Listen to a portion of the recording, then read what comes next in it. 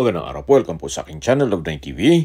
Patalasasan po, meron po ba kayong mga properties na napapabayaan or non-performing assets? Plan nyo ibenta pero wala kayong oras sa pagbibenta nito. Kung ito'y pagkakatiwala nyo po sa amin, tawag lang po kayo sa aking numero, usap po tayo, gawan ko po ng video for free. Yes, libre po, wala po kayong babayaran. Tutulungan pa namin kayong mabenta ang inyong property. Kami na po bahala sa marketing, sa boosting or paid ads, even sa tripping. Hindi na po kayo mapapagod sa pag-entertain ng mga buyers. Kami na po bahala sa lahat. Tawag lang po kayo. Nandito po tayo ngayon sa Soto Grande, Tagaytay kung saan meron po tayong bagong video presentation, isang residential property na may lot area 255 square meters. Ito po'y titulado, buhay po ang may-ari, kaya wala po kayong magiging problema sa documentation o sa transfer ng title. Ang property line po ay mula dun sa puno hanggang dito po sa bakod ng may bungalow house. Patag na patag po ang lupa, kaya usable po lahat. Wala pong masasayang. Kung sakali pong ma-acquire nyo ito, anytime po pwede na po kayong magpa-construct. Gawa ng nakaredy na po ito for construction. Hindi nyo na po kailangan magpatambak. Nasa loob po ito ng isang exclusive subdivision na kumpleto po ang amenities.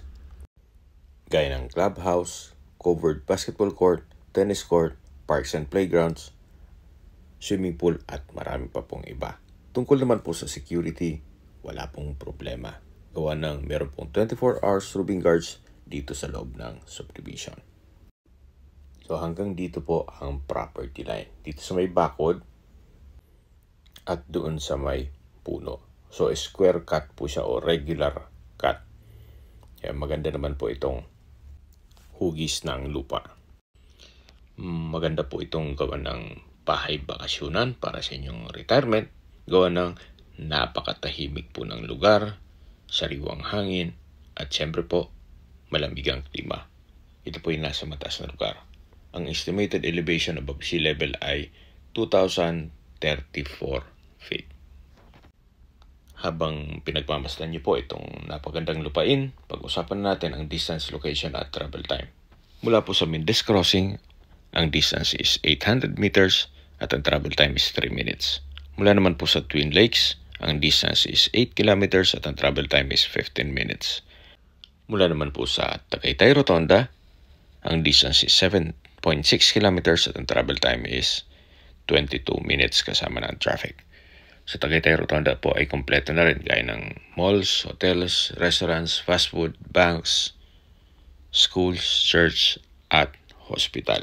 Yan po yung lagi kong binabanggit sa inyo na dapat yung i-consider sa paghanap ng property yung meron pong malapit na hospital. Hindi ko naman po sinasabing sakitin kayo. Yan naman po ay for emergency purpose lang naman. Kung manggagaling naman po sa airport o sa Manila, ang distance is 63.4 kilometers at ang travel time is 1 hour and 30 minutes kasama na ang traffic. Mula naman po sa Calac Silang Interchange, ang distance is 22.9 kilometers at ang travel time is 45 minutes. Ang Calac po ay connecting South Luzon Expressway all the way to North Luzon Expressway at ibang parte ng Metro Manila. Okay, sa presyo na po tayo. Binibenta po ito ni owner sa halagang 4.3 million pesos net. Ibig pong sabihin, si buyer na po ang sasagot sa lahat ng taxes at expenses with regards to documentation. Kung may mga katanungan po kayo, tawag lang po kayo sa aking numero. At sa mga kababayan naman natin nasa ibang bansa, meron po akong Telegram. Sa mga iPhone user naman, may iMessage. Meron din pong Imo, Skype, Viber at WhatsApp. Same number lang po, 0917-316-3399. Sa mga nagtatanong naman po ng aming Facebook, meron po aming Facebook page na Nov9 TV at Facebook Reels video.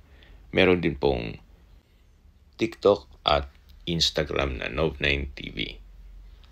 Paki-like and follow na rin po. Meron din po kami ibang YouTube channel na The Nov9 TV channel at ACL Listings. Sana po na ibigyan nyo ang aming video presentation. Paki-like and subscribe na lang po sa aking channel para ma-update din po kayo sa aking future listings. Kung sakali po hanap nyo yung mas malaking sukat ng lupa, meron din po kami ibang listings na pwede nyong pagpilian. Huwag po kayong mag-atabiling tumawag sa amin, then let us know your budget para malaman namin kung anong property pwede namin ilog sa inyo. Sa lahat pong viewers, subscriber at nagtiwala po sa amin, salamat po sa suporta. Ingat po kayo lagi at yung pamilya. Maraming salamat po.